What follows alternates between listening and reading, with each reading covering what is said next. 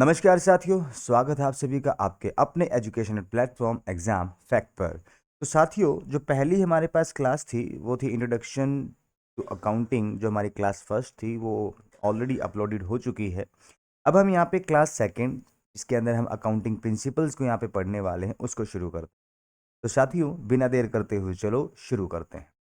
सबसे पहला हम बात करते हैं, क्योंकि देखिए एग्जाम के अंदर जो क्वेश्चंस पूछे जाते हैं ना, वो सीधे क्वेश्चंस बिल्कुल नहीं पूछे जाते। इस बात को आपको भी समझना होगा। ठीक है, सीधे क्वेश्चन ना पूछे जाने का मतलब पूछा ऐसे जाता है जिससे कि अगर आपको इनका जो असली मीनिंग क्लियर है तब तो कोई इशू नहीं है, लेकिन अगर आपने एज इट इज रट्टा मार लिया, चीज़ों को समझे बगैर यहाँ पे कि भी एज इट इज क्वेश्चन पूछा जाएगा, तो ये तो बहुत रेयर चांसेस होते हैं। तो यहाँ पे ट्रिक्स यानी कि क्वेश्चंस को स्टेटमेंट के रूप में बना के आपसे पूछा जाता है। तो इसीलिए हमको इन सभी टॉपिक को बिल्कुल अंडरस्टैंड करना होगा, समझना होगा, तभी जाके हम उन क्वेश्चंस को सॉल्व कर पाएंगे। तो जैसे कि सबसे पहले हमारे सामने है meaning of accounting and principles. भाई, हमारे जो लेखांकन है, उनके जो सिद्धांत हैं, उसके बारे में बात करता है। तो इसका इंट्रोडक्शन देने से पहले है ना, एक चीज़ ध्यान में रखें। एक बात बताइए, क्या हमने पिछले चैप्टर के अंदर या पिछली क्लास के अंदर ये नहीं सीखा कि हमारे पास जो अकाउंटिंग है वो भाषा का काम करती है? जी हाँ, हमने सीखा। क्या था अकाउंटिंग? क्या है अकाउंटिंग? है बिजनेस की भाषा। और क्या भाषा के कुछ निश्चित नियम नहीं होते? मेरे दो तीन सवाल हैं, मैं आपसे पूछ रहा हूँ। निश्चित नियम नहीं होते हैं क्या? आप कहोगे जी हाँ बिल्कुल होते हैं। और इन नियमों को हम लोग क्या नाम देते हैं? व्याकरण। यानी कि किसी भी भाषा को लिखने के, ठीक है, किसी भी भाषा को लिखने के या बोलने के कुछ नियम होते हैं, और नियमों को हम यहाँ पे कहते हैं व्याकरण। या यूँ कहा जाए कि भी कोई भी भाषा बोलनी है, लिखनी है, तो भाई उसके कुछ रूल्स को हमने फॉलो करना होता है। ठीक है, ताकि ईस्ट हो या वेस्ट, आप जब वो भाषा बोले तो फर्क ना पड़े, सभी उस भाषा को समझ पाए।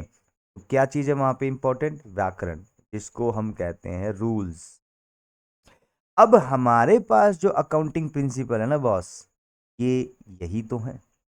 जी हाँ, ये यही है। और इन्हीं की वजह से ही आप कहीं भी किसी भी कंट्री के अंदर जाओगे, वहाँ के अकाउंटिंग को देखते ही समझ जाओगे कि हाँ भाई, ये क्या कहना चाह रहा है इन स्टेटमेंट को। यानी कि आपने ज़्यादा माथापच्ची करनी ही नहीं, आपने रूल्स पढ़ लिए, आपको नियम पता है, तो आप इजीली इन चीज़ों को समझ पाओगे। तो चलिए बिना देर करते हुए अब इनके मतलब पे आ जाते हैं। तो सबसे पहला जो लेखांकन है, उसके सिद्धांतों से तात्पर्य ऐसे सर्वमान्य नियम जिनको विश्व के सभी देशों ने स्वीकृति दी। यानी कि ये क्या है? सर्वमान्य नियम, जिनको क्या कर दिया? विश्व के सभी देशों ने अपनी एक्सेप्टेंस दे रखी है भाई, ताकि जो हमारे फाइनेंशियल स्टेटमेंट्स हैं उनके अंदर यूनिफॉर्मिटी लाई जा सके, उनके अंदर एक रूपता लाई जा सके। क्लियर? तो ये सबसे पहला तो मतलब है कि ये क्या है भाई? ये हमारे पास नियम है। और कौन से नियम है? सर्वमान्य। सिंपल सी बात है। अगले पॉइंट में कहता है कि भी इन जो प्रिंसिपल्स हैं इनको हम यहाँ पे गैप, ठीक है, गैप कहते हैं। यानी कि जनरली एक्सेप्टेड अकाउंटिंग प्रिंसिपल्स, इनको यहाँ पे कहा जाता है। ये गैप्स कहा जा सकता है, क्योंकि कई जगह पे गैप्स लिखा मिलता है, तो कोई चिंता वाली बात नहीं है इधर। ठीक है, नेक्स्ट। ये सिद्धांत लेखपालक का मार्गदर्शन करते हैं। क्या करते हैं भाई? जो भी अकाउंटेंट है, यहाँ पे लेखपालक का मतलब अकाउंटेंट ही है भाई, कि जो भी अकाउंटेंट है उसको गाइड करते हैं कि आपने किस प्रकार से बिजनेस ट्रांजैक्शन को रिकॉर्ड करना है और किस तरीके से उनकी जो रिपोर्ट है वो तैयार करनी है। तो इन शॉर्ट, अगर एक लाइन में इनको कहना पड़ जाए, तो हमारे पास जो अकाउंटिंग प्रिंसिपल्स हैं वो ऐसे सेट ऑफ रूल्स हैं, ठीक है, सेट ऑफ रूल्स हैं जो क्या करते हैं? अकाउंटिंग के या अकाउंटेंट को क्या करते हैं? गाइड करते हैं। ठीक है, और किस लिए गाइड करते हैं? To create accounts. भी अकाउंट बनाने कैसे हैं? एंड रिपोर्ट, और किस तरीके से रिपोर्ट बनानी है। तो ये जो भी रूल्स हैं वो एक अकाउंटेंट को बताते हैं कि भाई साहब आपको कैसे काम करना है, कैसे अकाउंटिंग करनी है, और किस तरीके से आपने रिपोर्ट्स पब्लिश करनी है, प्रिपेयर करनी है। आई होप कि आप इस कॉन्सेप्ट को समझ गए होंगे कि भी अकाउंटिंग प्रिंसिपल्स होता क्या है। अब यहाँ पे अगली स्लाइड पे बोले सर, जो अकाउंटिंग प्रिंसिपल्स है ना, उनके कुछ फीचर्स होंगे। तो यहाँ पे फीचर्स की बात करता है तो सबसे पहले देखो भाई, जो अकाउंटिंग प्रिंसिपल्स है ना, वो एक समान नियमों के सेट हैं। ये पिछली स्लाइड पे हम लोगों ने क्लियर करा, जो कि अकाउंटिंग के अंदर एक रूपता लाने हेतु निर्मित किए गए। और दूसरी बात, ये मानव निर्मित है सर। ये जो जितने भी सिद्धांत है मैनमेड ही तो है भाई, इंसानों ने अपने नॉलेज का इस्तेमाल करा, इंसानों ने अपने ज्ञान का इस्तेमाल करके इन नियमों को बनाया है ताकि यूनिफॉर्मिटी लाई जा सके, ताकि अकाउंटिंग के अंदर जो है कि भी प्रॉपर तरीके से काम हो सके। नेक्स्ट, ये लचीले हैं। अब बंदा कहेगा नहीं सर, कहा जाता है कि भी इनको रूल बोला, और रूल तो सर यहाँ पर बिल्कुल भी फ्लेक्सिबल नहीं होता। ठीक है, बिल्कुल भी फ्लेक्सिबल नहीं होता। तो ध्यान दे, रूल जो है वो अन्य सभी सिचुएशंस के अंदर फ्लेक्सिबल नहीं होते हैं, उनमें लचीलापन नहीं होता है। लेकिन हमारे यहाँ पे क्या हो रहा है कि भी इसके अंदर थोड़ा सा मॉडिफिकेशन करने की इजाज़त दी जाती है कि आप थोड़ा बहुत इसके अंदर मॉडिफिकेशन कर सकते हो, इसीलिए इसको यहाँ पे फ्लेक्सिबल बोला गया है। कोई चिंता वाली बात नहीं है। ठीक है, नेक्स्ट हमारे पास भाई, ये सिद्धांत सर्वमान्य है जिन्हें विश्व के सभी देशों द्वारा मान्यता प्राप्त है। तो यहाँ पे क्वेश्चन कैसा जनरेट होएगा सर, किस तरीके का क्वेश्चन? तो मैं एक थोड़ा सा आइडिया दे रहा हूँ आपको कि क्वेश्चन किस तरीके से इस पॉइंट से या इस स्लाइड से जनरेट हो सकता है या पिछली स्लाइड से जनरेट हो सकता है। तो दोनों के बारे में बात करते हैं।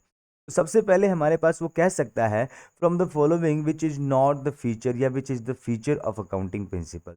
कहता है कि भी निम्न में से कौन सी लेखांकन की विशेषता है या कौन सी लेखांकन की विशेषता नहीं है। या फिर वो स्टेटमेंट में दे देगा आपको, वहां पे आपको फाइंड आउट करना होगा कि वो कहते हैं ना कारण और परिणाम दे दे। ठीक है भाई, वो कह देगा यहाँ पे आपको एक स्टेटमेंट दे देगा, जैसे कि मैं इधर लिख दूं ज़्यादा बढ़िया रहेगा। वो कह देगा कि भी क्या कहते हैं इसमें, लेखांकन सिद्धांत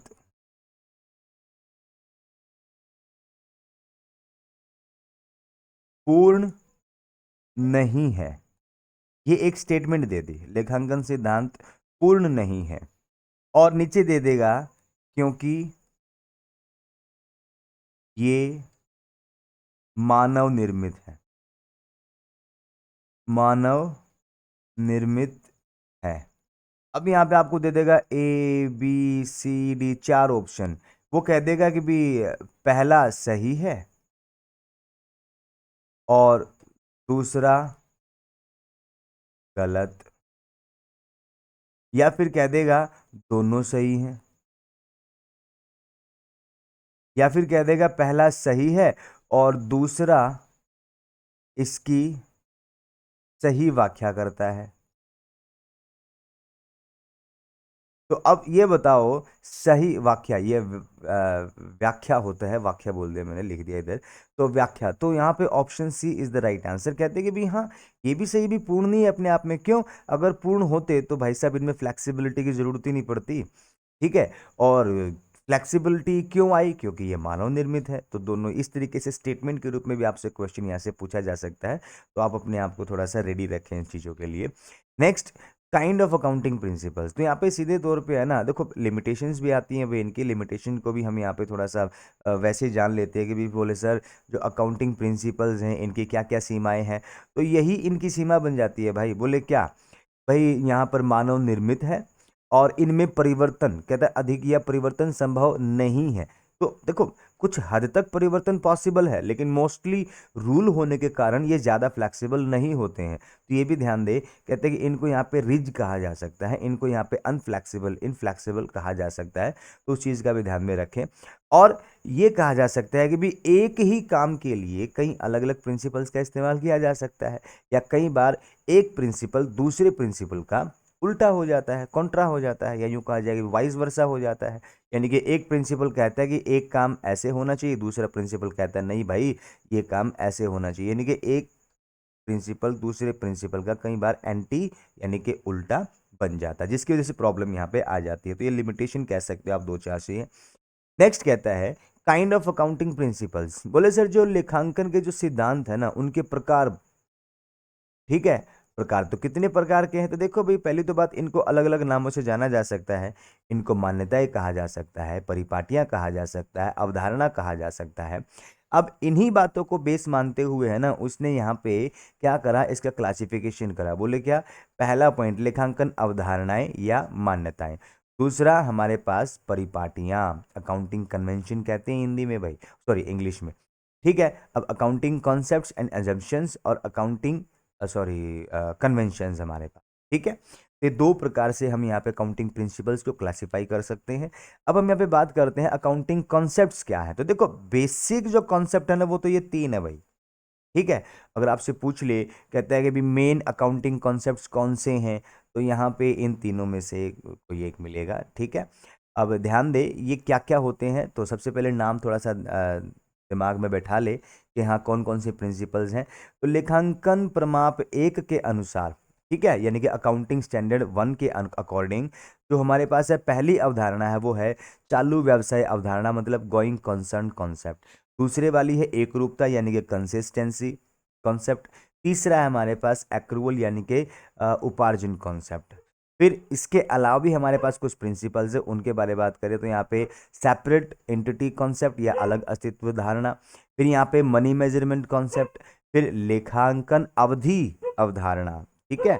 फिर यहाँ पे historic cost concept, dual aspect concept, revenue recognition concept, matching concept, objectivity concept. इसको निष्पक्षता निष्पक्षता, ठीक है, थोड़ा सा ध्यान में रखें।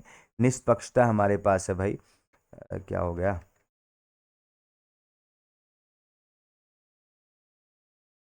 निष्पक्षता, ठीक है।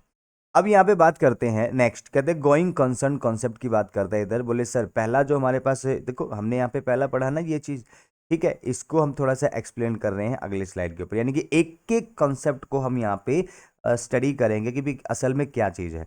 तो ज़्यादा लंबा चौड़ा लिखने के बजाय टू द पॉइंट मैंने यहाँ पे इसके अंदर लिखा है। तो यहाँ पे गोइंग कंसर्न कॉन्सेप्ट, तो कहता है एज पर दिस कॉन्सेप्ट, इस कॉन्सेप्ट के अकॉर्डिंग या इस अवधारणा के अनुसार ये मान लिया जाता है कि जो व्यवसाय है ना, भविष्य में लंबे समय तक चलता रहेगा, ठीक है। अब इसकी वजह से क्या हुआ, ऐसा क्यों माना गया।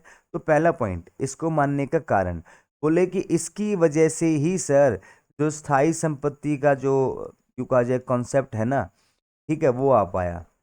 अगर मान लो स्थायी संपत्ति का जो कॉन्सेप्ट है ना, की अवधारणा है ना, वो मानी गई, यानी कि अब क्योंकि बिजनेस लंबे समय तक चलेगा, इसी वजह से कंपनियां अब स्थायी संपत्ति रख पा रही हैं।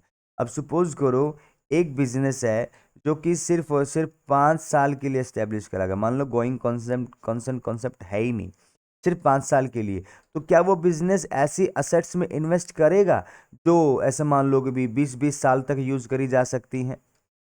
जी नहीं, वो हैवी इन्वेस्टमेंट करने से बचेगा, क्योंकि उसको पता है 5 साल के बाद तो उसने बिजनेस को बंद ही करना है।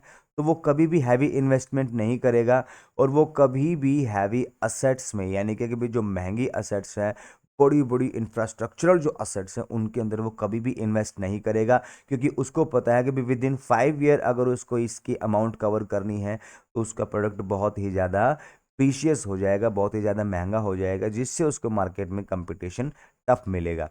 तो इस सिचुएशन में वो क्या करेगा, हमेशा चीप क्वालिटी की गुड्स को मैन्युफैक्चर करेगा, और हमेशा यूँ कहा जाए लॉन्ग टर्म असेट्स के अंदर इन्वेस्ट करने से बचेगा।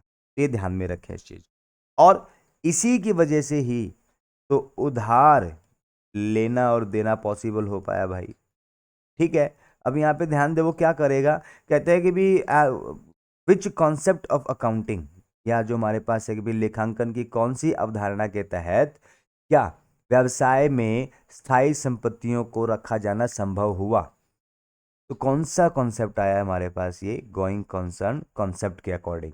फिर यहाँ पे बात करता है उधार लेन देन को रिकॉर्ड करने में सहूलियत देने के लिए कौन से कॉन्सेप्ट का इंपॉर्टेंस है, या कौन सी अवधारणा जिसकी वजह से उधार लेन देन बुक ऑफ अकाउंट्स में लिखा जाना संभव हो पाया, या यूं कहा जाए कि उधार लेन देन संभव हो पाया। तो वो चीज़ हमारे पास कौन सा, गोइंग कंसर्न कॉन्सेप्ट ही आता है। तो इस बात को ध्यान में रखें। Next, consistency concept. तो देखिए कोई भी एक बिजनेस है, कोई भी एक बिजनेस है, वो क्या चाहता है, वो चाहता है कि उसके अकाउंट्स के अंदर या उसके जो भी वो स्टेटमेंट्स बना रहा है, उनके अंदर तुलनात्मकता, ठीक है, तुलनात्मकता बनी रहे। यानी कि फर्म ए फर्म बी से कंपैरिजन करना चाहती है, तो वहाँ पे फर्म ए के अकाउंट्स उनके अंदर फर्म बी के अकाउंट्स जैसी ही क्वालिटी होनी चाहिए, तभी यहाँ पे उनमें कंपैरिजन हो पाएगा। या यूं कहा जाए या सॉरी, या यूं कहा जाए, अरे फिर से आ गए। ओहो भाई, पता नहीं कैसे थोड़ा सा धूल की वजह से ऐसा हो पाया है, कभी कभी हो जाता है। तो यहाँ पे कहता है कि भी अकाउंटिंग क्या है, कहते हैं कि भी यहाँ पे कंपैरिजन बना रहे, ये कैसे बना रहेगा। तो कहता है ये तभी बनेगा ना जब आप जो भी अकाउंटिंग मेथड्स इस्तेमाल कर रहे हो उनको हर साल एक जैसा रखो। अब पहले साल, दूसरे साल, तीसरे साल, चौथे साल, हर साल अगर आपने इक्वल अकाउंटिंग मेथड्स को यूज करा है, तो आप अपने ही इस साल के रिपोर्ट्स को या इस साल के जो भी इंफॉर्मेशन है उसको प्रीवियस ईयर से कंपैरिजन कर पाओगे, उससे पिछले साल से कंपैरिजन कर पाओगे, और उससे पिछले साल से कंपैरिजन कर पाओगे। और अगर दूसरी फर्म ने भी हर साल same as it is methods को यूज कर रखा है जो कि आप ही के जैसे बिजनेस में इन्वॉल्व है, तो आप अपने डाटा का उसके या अपने इंफॉर्मेशन को उसके साथ इजीली कंपेराइज कर पाओगे कि नहीं कर पाओगे, तुलना कर पाओगे ना। तो इस तुलना को मेंटेन करने के लिए जो कंपैरिजन है ये पॉसिबल हो जाए, इसीलिए आपको अपने बुक ऑफ अकाउंट्स में क्या करना होगा, कंसिस्टेंसी रखनी होगी, यानी कि एक रूपता रखनी होगी। और इसके लिए आपको यहाँ पे जो रूल्स है ना, या यूँ कहा जाए जो मेथड आपने इस्तेमाल करे हैं, मेथड्स ऑफ अकाउंटिंग, उनके अंदर ज़्यादा चेंजेस नहीं करने, ठीक है, ज़्यादा परिवर्तन नहीं करने। और अगर आप करने ऐसा लग जाओगे, करोगे, तो भाई ये कंसिस्टेंसी की जो कॉन्सेप्ट है ना, ये बेचारा टूट जाएगा, और आपके जो बुक ऑफ अकाउंट्स हैं उनमें कंपैरिजन की फैसिलिटी या कंपैरिजन की जो क्वालिटी है ना वो बरकरार नहीं रहेगी। चलिए अब अगले कॉन्सेप्ट पे चलते हैं। ये कॉन्सेप्ट कहता है एक्रूवल कॉन्सेप्ट। ये एक्रूवल कॉन्सेप्ट क्या होता है भाई, इसको समझ ले पहले। तो उम्मीद करता हूं कि आप सभी ने है ना एक चीज देखी होगी, बोले क्या, जब भी कोई बिजनेस सेल करता है तो वो सेल या तो कैश बेसिस पे करता है या क्रेडिट बेसिस पे करता है। एक्रूवल कॉन्सेप्ट बस इतना कहता है कि भी आप भले ही यूं कहा जाए कि भी माल को नकद बेचो या क्रेडिट बेचो, तो आपने कैश कब रिसीव हुआ उसके ऊपर फोकस नहीं करना, आपने फोकस इस बात पे करना है कि भी ट्रांजैक्शन हो गई ना पूरी, बोले हाँ, कैश मिलता रहेगा जब मिलता रहेगा, लेकिन उसको बुक ऑफ अकाउंट्स में आप तुरंत रिकॉर्ड करो, ठीक है। यानी कि इस ये सॉरी थोड़ा सा है, ये इस है भाई, इस इस अवधारणा के अनुसार आगम को विक्रय के समय या सर्विस देते समय आगम मानकर रिकॉर्ड कर लेने चाहिए। यानी कि जिस वक्त भी आपने सेल करा या सर्विस दी, उसको उसी वक्त अपना रेवेन्यू मान लीजिए आप, और नकद जब मिलेगा तब देखी जाएगी। इससे जो है कि भी कोई संबंध नहीं है कि भी जब कैश मिलेगा तभी आपको बुक ऑफ अकाउंट्स में इसको मेंशन करना है। ये सिंपल सी बात है, जब आपने सेल्स कर दिया उसी वक्त आपने इसको अपना क्या एक्रूवल या अपनी जो है ट्रांजैक्शन मान लेना है, अपना रेवेन्यू मान लेना है, ठीक है भाई। ये हमारे पास है एक्रूवल कॉन्सेप्ट। Next, business. ये तीन कॉन्सेप्ट हमारे पास इंपॉर्टेंट थे भाई, ध्यान दे, ठीक है। ये इनको बेसिक कॉन्सेप्ट ऑफ अकाउंटिंग कहा जा सकता है, यही हमारे पास मेन है, अकाउंटिंग स्टैंडर्ड 1 के अंदर मेनली इनको दिया हुआ है। इसके अलावा हमारे पास और भी बहुत सारे कॉन्सेप्ट आ जाते हैं। तो सबसे पहला कॉन्सेप्ट हमारे पास आ रहा है बिजनेस एंटिटी कॉन्सेप्ट। यहाँ पे वो क्या कहता है, बोले कि भी as per this concept business is a separate and distinct entity, distinct entity, ठीक है, from its owner, creditors and managers. भाई इसके जो मालिक हैं, इसके जो क्रेडिटर हैं, लेनदार हैं, और इसके जो प्रबंधक हैं ना, इनसे बिजनेस का एक अलग ही सेपरेट एंटिटी है, यानी कि एक अलग अस्तित्व है, ठीक है भाई। क्योंकि ये जो चीज़ है ना कि यहाँ पे इन पे कंप्लीटली डिपेंड नहीं है, क्या कहता है वो, सीधी सीधी बात है भाई। सरल शब्दों में कहा जाए तो व्यवसाय का अलग कानूनी अस्तित्व है। बिजनेस अपने नाम से असेट्स रख सकता है, बिजनेस के नाम से ही लाइबिलिटीज रखी जा सकती हैं या हो सकती हैं, बिजनेस के नाम पे कोर्ट केस हो सकता है, बिजनेस अपने नाम के साथ कॉन्ट्रैक्ट कर सकता है। यानी कि जो जो क्वालिटी एक पर्सन के अंदर होती है वो सारी क्वालिटी गवर्नमेंट के द्वारा या यूं कहा जाए कानून के द्वारा इसको भी दिया जाता है। इसीलिए बिजनेस को हम यहाँ पे आर्टिफिशियल पर्सन कहते हैं। आर्टिफिशियल पर्सन, और आर्टिफिशियल पर्सन बोल लेंगे तो भाई साहब जो जो राइट्स एक नेचुरल पर्सन को यानी कि आपको और हमको प्राप्त हैं, वही सारे राइट्स जो है ना वो किसी भी फर्म को या बिजनेस को प्राप्त होते हैं। ठीक है, मैं यहाँ पे बिजनेस टर्म को ज़्यादा इस्तेमाल करूँगा, ठीक है, क्योंकि ये उसका भी कॉन्सेप्ट समझाऊंगा आपको आगे चल के। ठीक है, तो बिजनेस टर्म कहते तो कोई भी बिजनेस है तो उसको कानूनी रूप से एक अलग व्यक्ति माना गया है, जिसकी वजह से हमारे पास बिजनेस एंटिटी कॉन्सेप्ट हमारे सामने आया है। थोड़ा सा परेशान हो जाओगे आप, ये थोड़ा सा पड़ोस में डॉगी है यार, अभी ये आवाज़ ज़्यादा कर रहा है, कभी कभी आ रहा है बीच में, भागता उधर चला जाता है, भागता वो उधर चला जाता है। शायद आपको सुन रही हो आवाज़, इसीलिए मैंने आपको बताया। नेक्स्ट, मनी मेजरमेंट कॉन्सेप्ट है।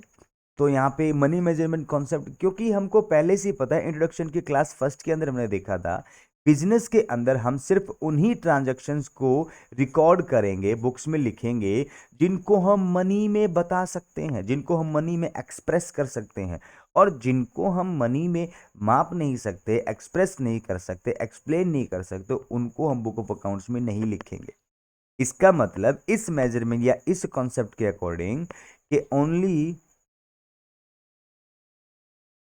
Quantitative information he book of accounts में लिखी जाएंगी। यानी कि आपका अकाउंटिंग आपको क्वांटिटेटिव इंफॉर्मेशन ही देता है। किसकी वजह से? बोले इसी कॉन्सेप्ट की वजह से। या कहा जाए वो कौन सा अकाउंटिंग कॉन्सेप्ट है जिसकी वजह से अकाउंटिंग में सिर्फ और सिर्फ क्वांटिटेटिव यानी कि मात्रात्मक मात्रात्मक सूचनाएं ही शामिल करी जाती हैं। तो वो कौन सा है भाई? मनी मेजरमेंट कॉन्सेप्ट है। या फिर इसका वाइस वर्सा भी पूछ सकता है, वो कह सकता है कि भी कौन सा अकाउंटिंग कॉन्सेप्ट है जो कि यहाँ पे क्वालिटेटिव इंफॉर्मेशंस को नेग्लेक्ट करता है। बुक ऑफ अकाउंट्स में क्वालिटेटिव यानी कि जो हमारे पास गुणात्मक सूचनाएं हैं उनको शामिल करने की अनुमति नहीं देता। तो कौन सा कॉन्सेप्ट है? वो हमारे पास मनी मेजरमेंट कॉन्सेप्ट है। यानी कि गुणात्मक सूचनाओं को सूचनाओं को छोड़ता है, इग्नोर करता है। कौन सा कॉन्सेप्ट करता है भाई? Money measurement concept. उम्मीद है कि आप इस कॉन्सेप्ट को भी अच्छे से समझ चुके होंगे। अब यहाँ पे बात करता है अकाउंटिंग पीरियड कॉन्सेप्ट। ये क्या होता है? देखिए, जब गोइंग कंसर्न कॉन्सेप्ट को हम पढ़ रहे थे तो हमने पता किया था कि भाई गोइंग कंसर्न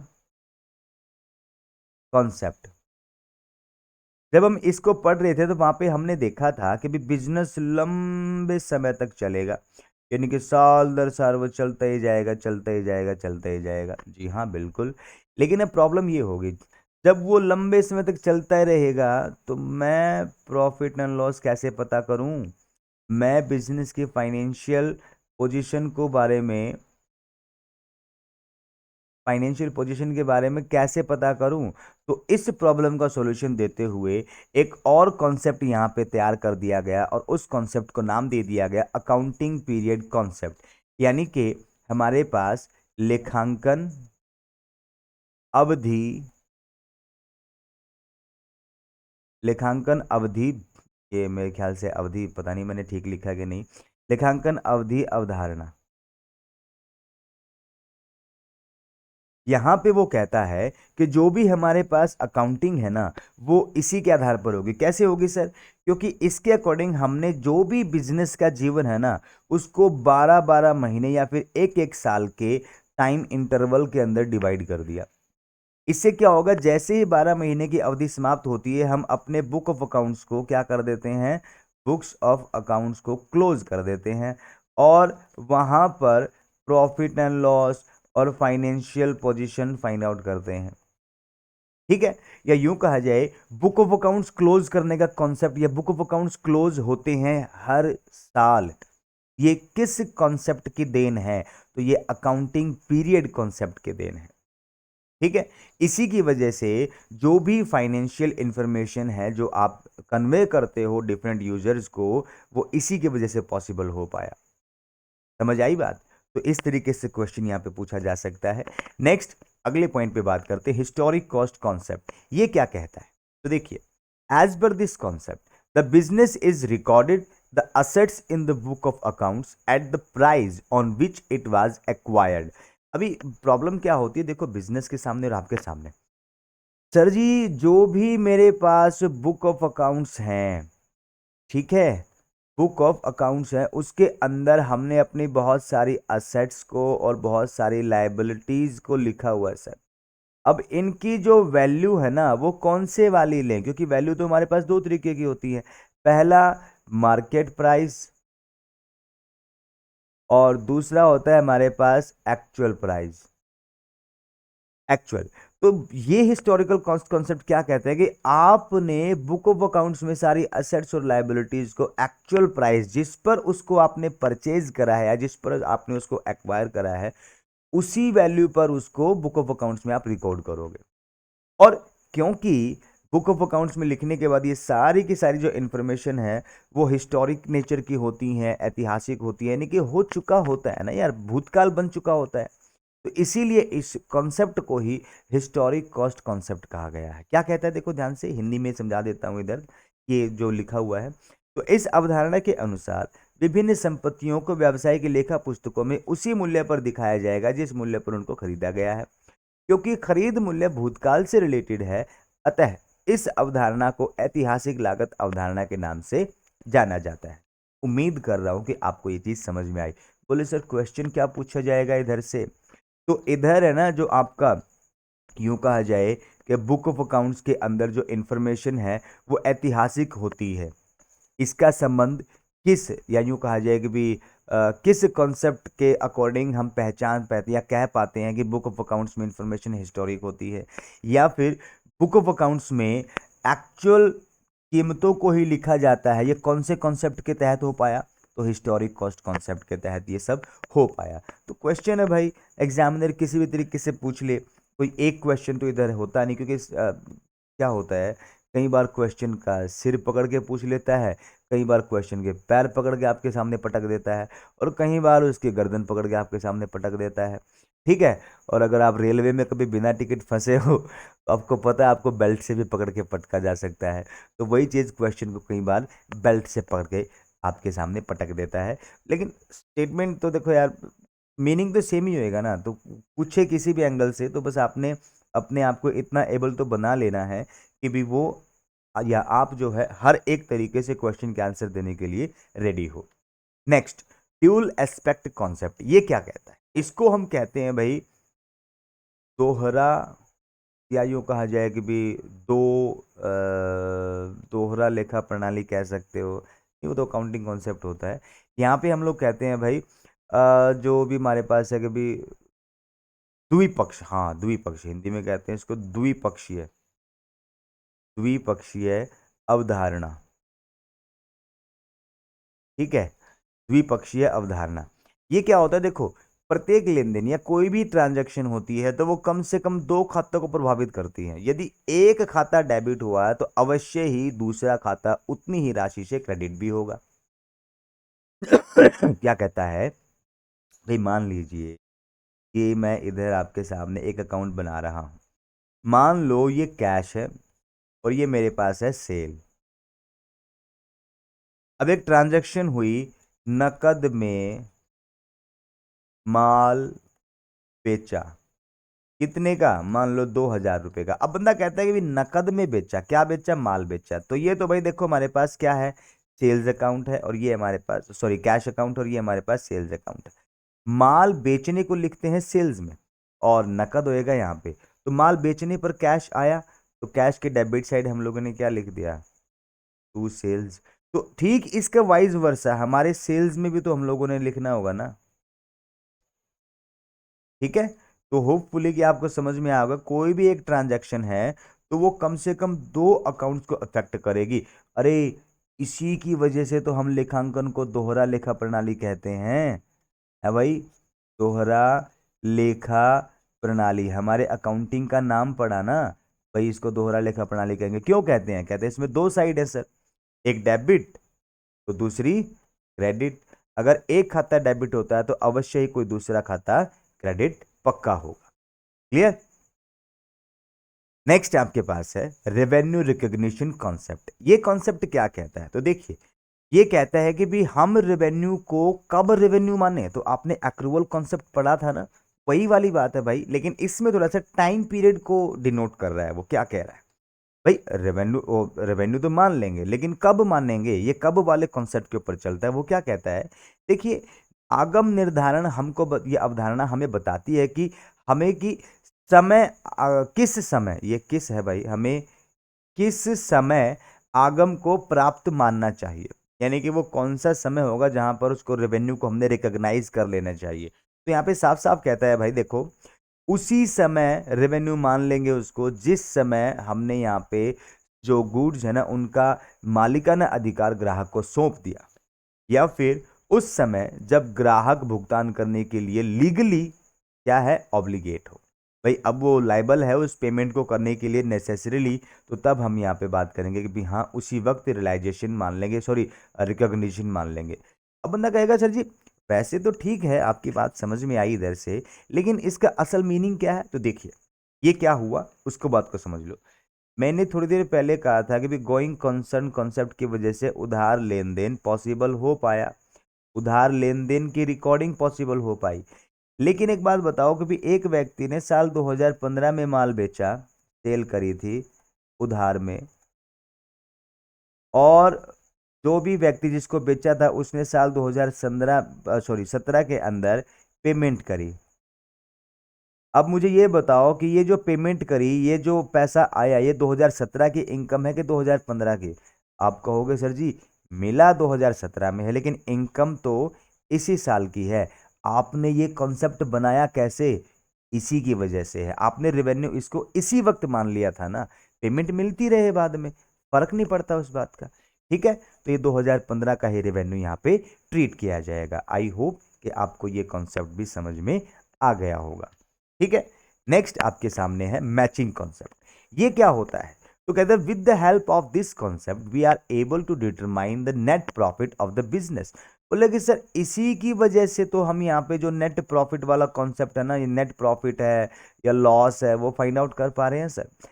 इन शॉर्ट यहाँ पे क्या कह रहा है, वो कह रहा है कि भाई आपकी जो इनकम है ना उसमें से आपने अपने एक्सपेंडिचर को मानना है। मैचिंग कॉन्सेप्ट यानी कि मिलान करना है आपने अपनी आय का अपने खर्च के साथ। ठीक है, और इसका डिफरेंस क्या होगा? अगर आपकी इनकम ज्यादा है तो आपको यहाँ पे क्या प्रॉफिट मिलेगा, और अगर आपकी इनकम कम है तो भाई आपको लॉस मिलेगा। तो मैचिंग कॉन्सेप्ट क्या कहता है कि इस अवधारणा के अनुसार जो भी आपको रेवेन्यू मिला है, जो भी आपकी इनकम हुई है, उसमें से जो यानी कि भी किए गए हैं, उसमें से जो भी खर्चा आपने आगम को यानी कि उस इनकम को कमाने के लिए किया वो सब घटा दो। इस इनकम को कमाने के लिए ही तो ये सारे खर्च कर रखे होंगे, ये घटा दो, जो भी बचेगा वो आपको प्रॉफिट होगा या लॉस होगा। यानी कि नेट प्रॉफिट किसका रिजल्ट है? तो कहते हैं कौन से कॉन्सेप्ट के तहत हम यहाँ पर शुद्ध लाभ या हानि ज्ञात कर पाते हैं? तो वो मैचिंग कॉन्सेप्ट के तहत ये सब पॉसिबल हो पाया भाई, ये ध्यान में रखें। इसको हम हिंदी में कहते हैं मिलान अवधारणा। ठीक है, कौन सी अवधारणा? मिलान अवधारणा। उम्मीद कर रहा हूं कि आपको ये कॉन्सेप्ट भी समझ में अच्छे से आ गया होगा। अब यहाँ पे अगले स्टेप पे ऑब्जेक्टिविटी। ऑब्जेक्टिविटी को यहाँ पे है ना थोड़ा सा समझवा दूं। कहता है भाई पक्षपात रहित। ठीक है, इसको समझ लीजिए। यहाँ पे कहता है देखिए भाई, क्योंकि एक अकाउंटेंट लगा लो या मैनेजर लगा लो, उसको कुछ व्यावसायिक ट्रांजैक्शन से रिलेटेड कुछ डिसीजंस लेने होते हैं, कुछ निर्णय लेने होते हैं, क्योंकि सारा काम अकाउंटिंग का उनके थ्रू ही हो रहा होता है भाई।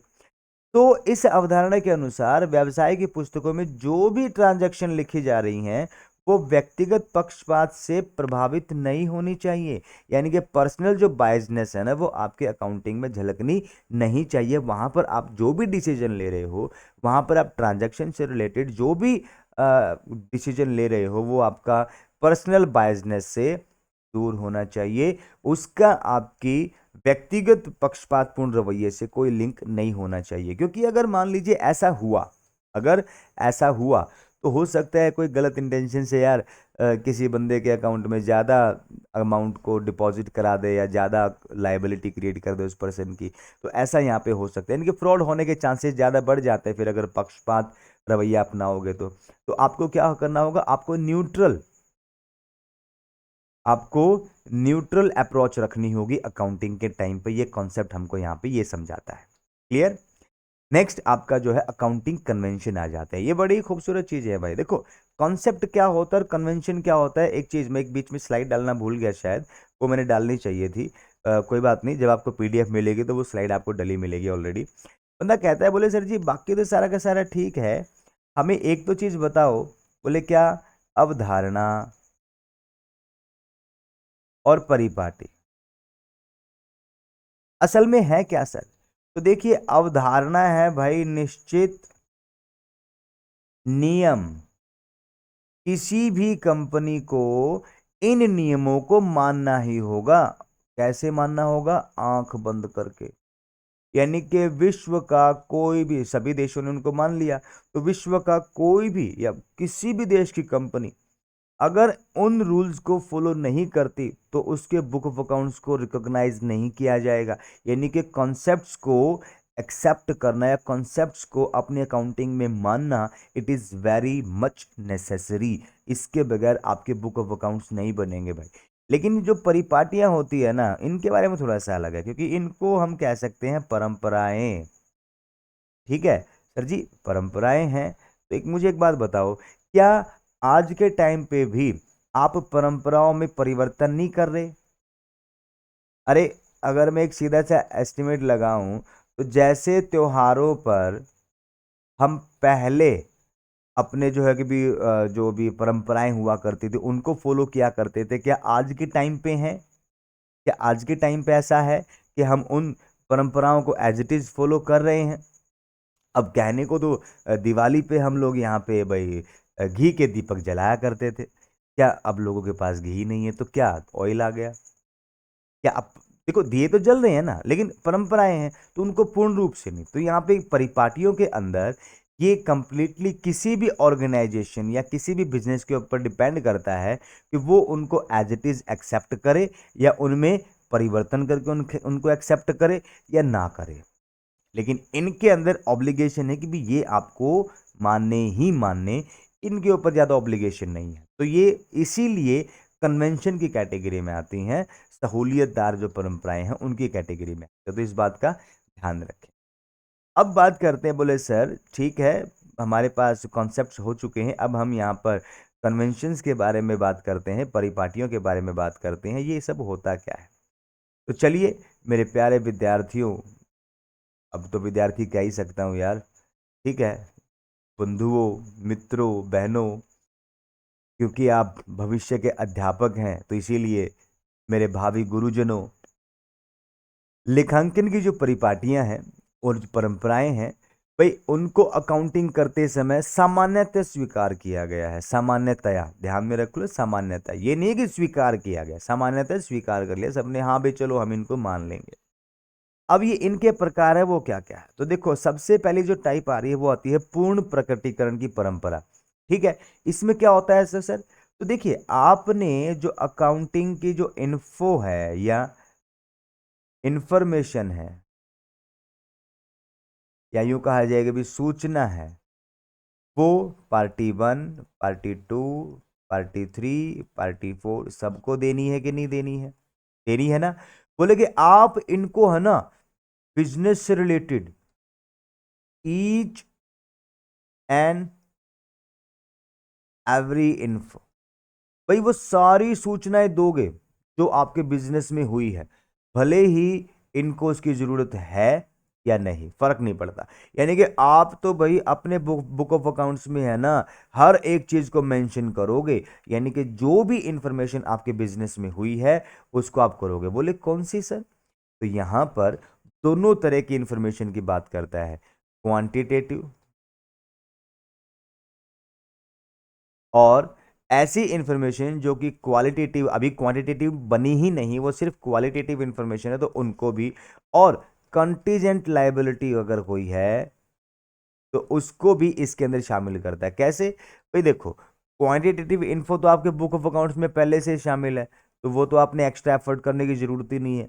कंटीजेंट लायबिलिटी कहते हैं कि उनके लिए आपने कोई प्रोविजन वगैरह क्रिएट कर रखा होगा, तो वो भी मोस्टली आ जाते हैं। लेकिन जिन लायबिलिटीज के लिए आपने प्रोविजन क्रिएट नहीं कर रखे हैं, तो उनको भी आप क्या करोगे? उनको भी आप कहाँ पे? बोले फुट नोट के अंदर जगह दोगे, फुट नोट्स में बनाओगे। यानी कि जो आपका मान लीजिए ये पेज है कॉपी का या बुक का, तो अकाउंट तो इधर बन गया, ठीक है।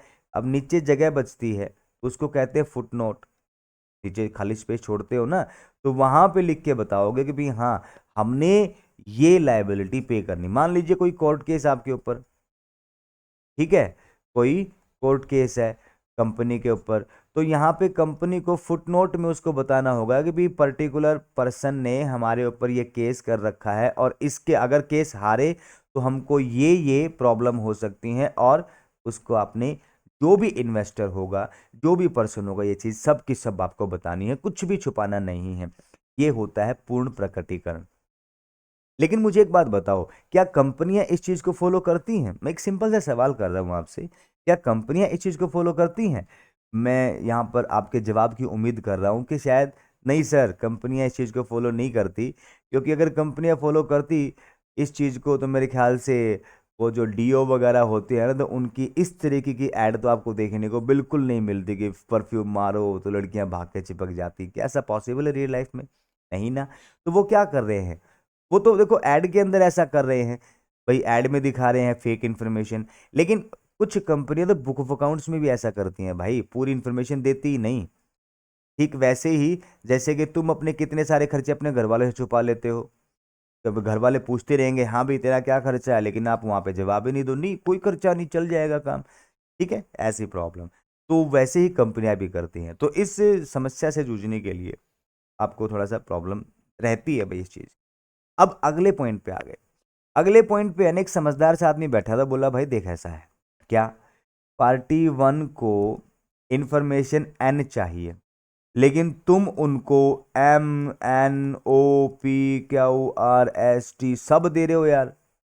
उसको तो नहीं चाहिए, उसको तो सिर्फ एन नामक इंफॉर्मेशन चाहिए। पार्टी टू को यहां पर एल क्यू टी चाहिए, लेकिन तुम उसको वो सब दे रहे हो। मतलब कहना क्या चाह रहा है?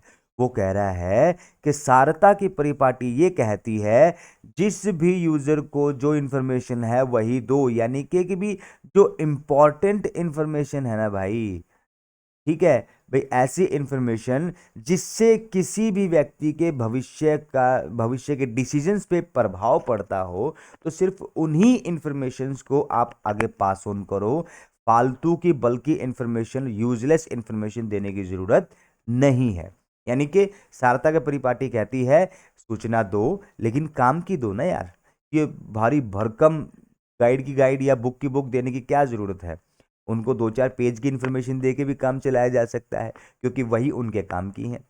ठीक है, तो सारता की परिपाटी कहती है इंफॉर्मेशन दो, लेकिन वो जो सामने वाले के लिए इंपॉर्टेंट हो। खामखा भारी भरकम किताबें उनके पल्ले मत जोड़ो।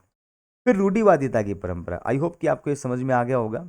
ठीक है, फिर रूढ़िवादिता की परंपरा, रूढ़िवादिता को भी इंग्लिश में हम यहाँ पे प्रूडेंस कहते हैं, प्रूडेंस कहते हैं, या फिर कंजर्वेटिज्म, कंजर्वेटिज्म। ठीक है, ये क्या होता है? तो देखो, फर्म को है ना, दो चीजें यहां पे ध्यान में रखनी, आपको भी ध्यान में रखनी है। बोले क्या? फर्म को भविष्य में लाभ हो सकता है, हो सकता है क्या? होता है भाई, ठीक है, या फिर भविष्य में उसको हानि हो सकती। तो ये जो रूढ़िवादिता कॉन्सेप्ट है ना, वो कहता है भाई देखो इनको तो इग्नोर करो, लेकिन अगर आपको लग रहा है ना भविष्य में आपको हानि होगी, उसके लिए आज ही प्रोविजन बना लो। ठीक है। अब यहाँ पे बड़ा ही मोस्ट पॉपुलर क्वेश्चन आ जाता है, नेट में भी मैंने एक क्वेश्चन कई बार देखा है और एस्टेट में भी कई बार देखा हुआ है। तो यहाँ पे कहा जाता है कि भी वो कौन सी कन्वेंशन है, वो कौन सी यूं कहा जाए कि भी परिपाटी है जिसके तहत भविष्य की हानियों के लिए वर्तमान में ही प्रोविजन क्रिएट कर लिए जाते हैं। तो वो कौन सी है भाई? Accounting convention. कौन सी? रूढ़िवादिता की परिपाटी, यानी कि प्रूडेंस। ठीक है, कन्वेंशन ऑफ प्रूडेंस या फिर कन्वेंशन ऑफ कंजर्वेटिज्म। ठीक है, रूढ़िवादिता की परंपरा, इसको यहां पे जाना जा सकता है। बोले सर ऐसा करने से क्या होगा, इसकी लिमिटेशन देखो। रूढ़िवादिता की परंपरा की जो लिमिटेशन है, पहला, बोले सर ये कई बार है ना ब्लैक मनी का कारण बनती है। ऐसा क्यों भाई? हमने भविष्य की हानियों के लिए आज से ही प्रोविजन करा लिया, लेकिन एक्चुअली में वो हानि हुई ही नहीं। तो क्या हुआ? अब वो प्रोविजन की वजह से प्रॉफिट तो हो गए कम, हो गए कि नहीं हो गए? क्योंकि प्रोविजन तो खर्चा मान के प्रॉफिट में से घटा दिए जाते हैं ना। तो प्रॉफिट यानी कि फर्में अब उतना प्रॉफिट शो नहीं करेंगी, लेकिन वो प्रॉफिट जो तुमने बचाया था प्रोविजन के रूप में, उसका यूज तो नहीं हुआ ना कहीं पे, क्योंकि हानि तो हुई नहीं। तो वो क्या बन गया? Black money. ब्लैक मनी क्या होता है? वो इनकम जिस पे टैक्स नहीं दिया गया। ठीक है ना?